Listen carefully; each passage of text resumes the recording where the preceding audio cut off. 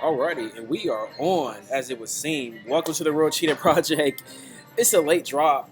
It's a lot going on, and I told you guys how this is probably going to work before I came to Kansas City, but didn't want to drop things this late in the day. But man, here we are, and it's Wednesday, so we're here to talk about comic books, and also a lot of other things, a few things.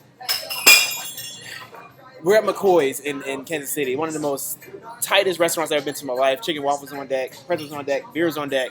My man Tyler's on deck. I'm not sure how much he's going to say or not, but he's available. He's here. But and we're doing it, man. In McCoy's, Westport, getting to it, man. Kansas City, the weekend week, and we're making it happen. But here's one thing: we don't know how much time we have. It's like seriously, and you don't know what you have until it's gone. So enjoy the people that you have with you until, as much as you can, because you don't know when that's going to get shooken up or when that's going to change. So that's all I got with some shit like that. We're going to push forward into some comic stuff here right now. So welcome to the project. I don't know if how the music is incorporated with my voice right now, so it's my first time actually, trying to do this in like a bar type situation, but why not Kansas City, why not McCoy? So hopefully you'll be able to hear me. If not, then I guess I'll just be doing this whole thing for waste. but then I'll know better. So we learn through experience. That's the best way to get shit accomplished out here. Alrighty, so a few, and when I mean a few, I mean one comic books are on a bubble here, and that is X-Men Gold. Here we go, man. X-Men Gold opens in strong, but I don't really know what happens to the animation in here as far as like its consistency. So X-Men Gold, it looks like it's going to get the chop as far as off the pull list. And X-Men Gold has been very disappointing. It's very disappointing. I thought Gambit would be able to save him, but he wasn't enough. He wasn't enough to save this shit. He wasn't. And when you look at the art, it's either really good or really bad, and that probably means it's really bad. Because I love it at first, but then again, I keep turning the pages, and then it becomes more and more trash. So X-Men Gold has run its course on this project, and we're done with X-Men Gold. Like, I'm not feeling anything I'm getting with X-Men Gold. And Gambit wasn't enough. So I do get the cover though. I get the cover an 8 out of 10, straight up, maybe a 9 out of 10. But the art, the in-book art, man, 6 out of 10 at best. In the story, 5 out of 10. Like X-Men Gold doesn't tickle my balls. Like, not even a little bit. And I'm very disappointed in that. And we talked about that before on other comic book streams. X-Men Gold is not the shit to me. So somebody let me know whether or not I'm fucking up on that or what. But X-Men Gold is not the shit to me, man. And Tyler, if you want to, man, feel free to jump in here anytime you want to. But let's see. I mean, you read X-Men Gold a little bit. You know what I mean? Like, what'd you get out of it? I didn't like this. I don't think the story was going anywhere. Yeah. Honestly. I mean, and they're just using the Sentinel as the main bad guy again. Yeah. Like, they need to stop rehashing the same ideas and start making more interesting villains. Because the villain is what carries a comic book.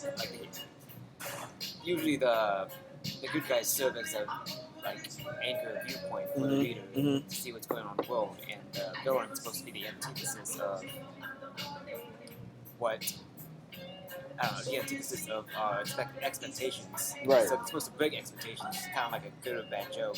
It's just hollow. Like, nothing's happening in that, man. I mean, I didn't read the first one, so I don't know, but... I mean, but you're completely objective in that sense, right? Like, even more objective than I am, because I don't like the shit. Yeah. So you're even more objective than I am. Like, and if you didn't get anything out of it, then I'm definitely haven't got anything out of it. I'm four issues in, man. Yeah, I didn't... I like the story. I mean, Gambit is a really popular X-Men, and I like Gambit. And like I said, I really like the cover. It really makes you think some deep shit's gonna happen, but they kind of let you down on that. Like, and you walking into issue 4, you already can sense that. So yeah, doesn't make me want to go back and read the other ones. There you have it, man. X-Men Gold, done. X-Men Gold is done on this project. We're not talking about X-Men Gold no more, unless they have Psylocke bucket naked on one episode or something like that, or I don't know what they're gonna do to get me to do X-Men Gold. But we're done with X-Men Gold. Like, moving on to something that I have more positive things to say about. Super Sons. Super Sons has caught me off guard, like legitly, and it's pretty dope. Like I fucks with Super Sons, and I fucks with this episode, this issue because not only has the art taken a step up, but like I just like how they balance in the teenage superhero thing. It's not over the top, and it seems to be like pretty realistic. And on top of that, though, I think the main thing that sells me in Super Sons 4 is the art. The art is just really it's coming around, and it's not the same wonky art that I got in issue 1. This is like legit, like what I came for, and they're delivering. And I love Super Sons issue 4, and they made more sense of the big bad in this, and that's what you kind of were saying. You know, the villain, you know, the importance of the villain, and they really give the villain, you know, more credibility, more sense in this particular issue than they have in others before, and it makes sense. And the ultimate hater, Lex Luthor, shows up. You know, he's such a fucking hater, but he shows up and he actually, you know, ends up, you know, playing a pretty vital role. I mean, I'm not here to ruin books for you, but I would definitely suggest taking a look at it. But Lex Luthor's an asshole, but you know, he makes a pretty good appearance. So I'm really pleased with what I got out of Super Sonics number 4. The cover I'm not too excited about. I'll give the cover a 7 out of 10. I think that cover could have been better. What do you think, Tyler? I don't know. I don't really. Compared to the X-Men one, it's not that good. I guess. Yeah. It just looks like a normal like comic panel that you just took out and decided to make a cover. Mm-hmm. Even though the Dustin Wind cover we have up, it's too much going on. I really like this cover though. The one that's showing right now. But that's what they're seeing. It's hard to say right now. Here, I'll show you another picture. That cover is like 20 times better than the standard cover. This is the alternate cover. That's like way better. Yeah, it's actually like way better. I love it. It's simple, Mm-hmm. but it makes you ask more questions about what's going on. Like I wouldn't even known that Robin and was that Superboy? Superboy. I don't know that Robin and Superboy was even in the series. Yeah. Superboy looks like Bobby from Bobby's World. Yeah, I mean, that's the problem I had with his art before walking into it. That's what I was saying. Like, the art was kind of wonky, but this art, they've really taken a step up in the art on this particular issue. So, Super Sons is still a hit, regardless. Love what I'm getting from Super Sons. The cover gets a 7 out of 10. The in-book art gets a 9 out of 10. And the story gets an 8 out of 10. So, it's pretty good. Shout out to McCoy's, man. These chicken and waffles is heat, bro. Chicken and waffles, I love it. You know, so it's the best thing. It's one of the best things in Kansas City. Like seriously. I love it. All right, so we're moving on.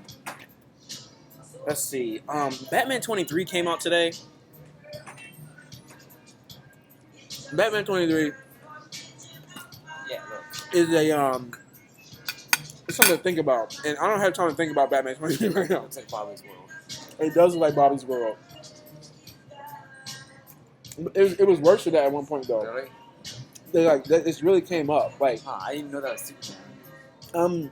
I'm so impressed with Super Sons 4. Like they're somebody's really trying hard with Super Sons 4. Like I'm fucking with it.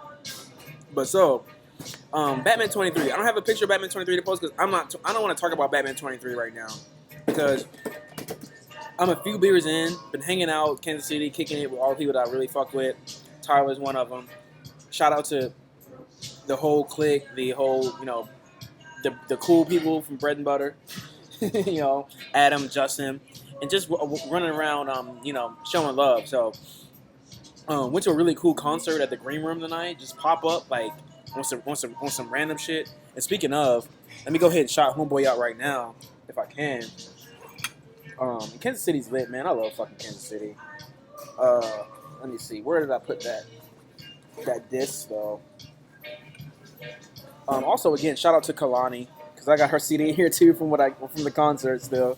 But I have another CD from Homeboy at the Green Room that I'm having a hard time finding at the moment. But it was good shit, man. It was good shit. It was good stuff. He had some really good lyrics, and it was just a pop up show, man. Me and Adam went. Really? Yeah, you know, Adam's a hip hop head, man. So like, Yeah, I knew that.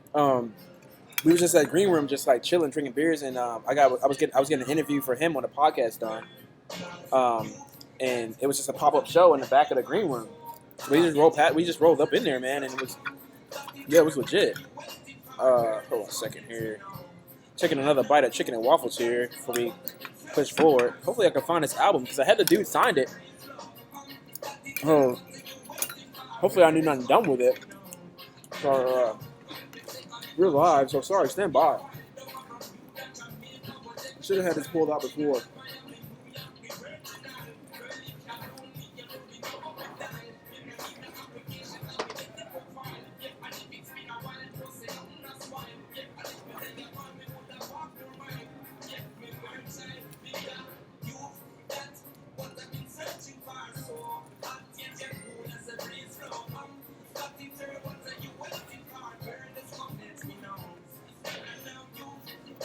Alright, I don't know where that is, but trust and believe that I will be giving him props on this project once I find what actually F I did with that. You know, like I don't know. Like I said, I'm a few beers in, so hopefully it's still in my bag. It'd be bad if it wasn't. But anyways, moving on. Batman 23.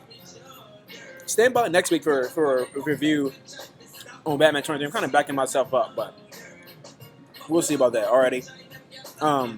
Batman Annual #1. Batman Annual #1 is deep to me. And especially like the Scott Snyder story, because we love Scott Snyder on this project, and Scott Snyder is such a fucking beast.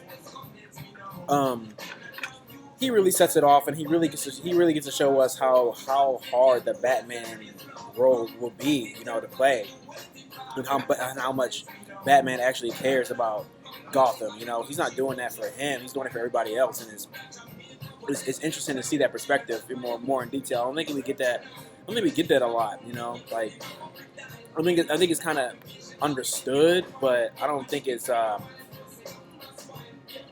more or less implicit. So we love Batman Annual, and the thing that really makes it special, make Batman Annual special is the animation. Like, seriously, like the actual, like the in art, like, and I guess people usually do turn up for annuals for some reason, so this gives us a good example of that. So I would definitely check this out. Alrighty. So we're gonna leave this with the button. Flash #22. We've gotten a lot of the buttons so far on this project, and Flash 22 does not disappoint.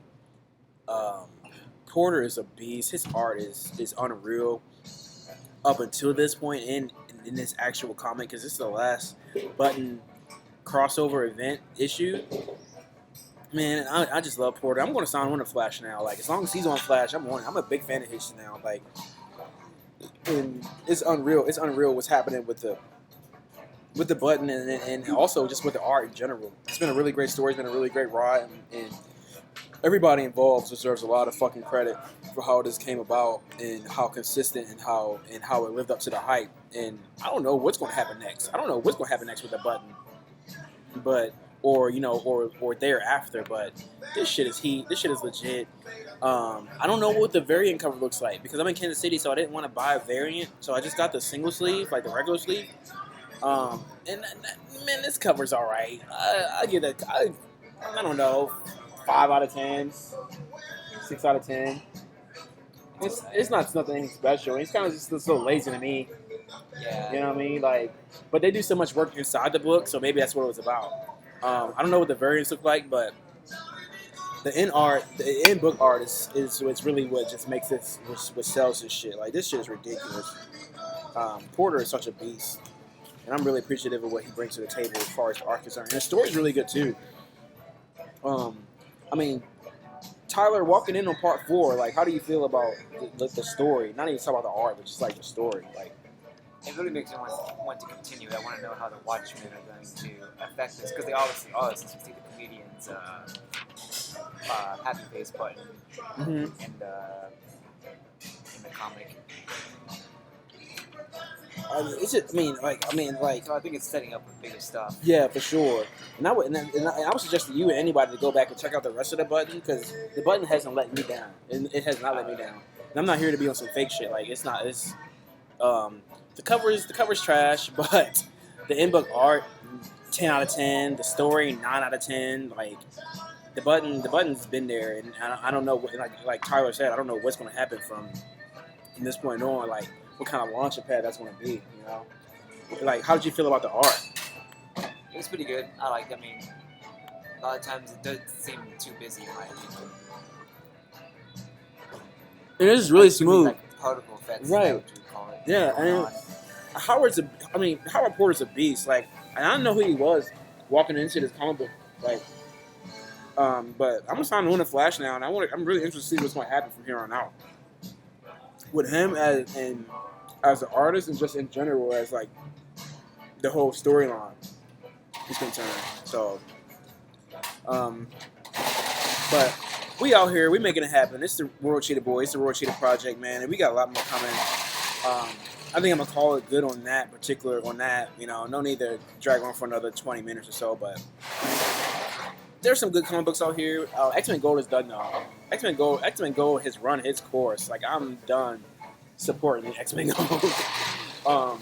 But stay tuned for Batman 23 on a detailed review on that because Batman 23 takes on a different tone, and I don't have the mental capacities right now to really figure out what's going on with that. But if you're in the Swamp Man, Batman 23 is gonna be your shit.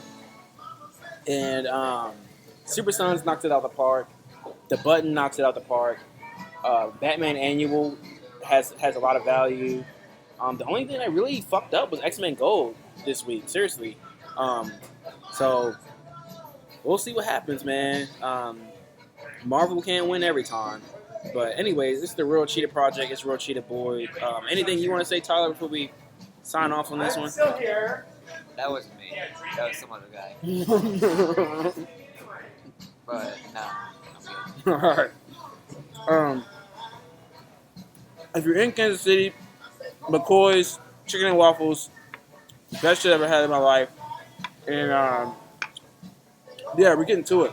I didn't get a run in today, but I did do reflection and I did do rosary, so it's it's that season. So, but I will try to get a run in tomorrow. So, turn up, Team Liddy.